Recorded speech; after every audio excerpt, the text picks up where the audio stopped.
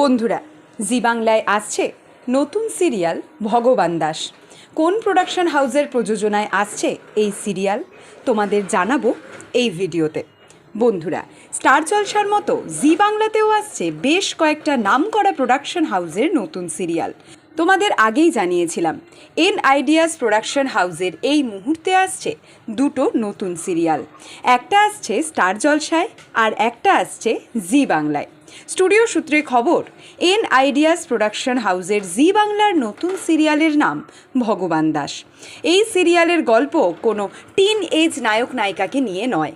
এই সিরিয়ালের গল্প একজন মিডল এজ মানুষকে ঘিরে। এই সিরিয়ালের কাস্টিং শুরু হয়ে গেছে।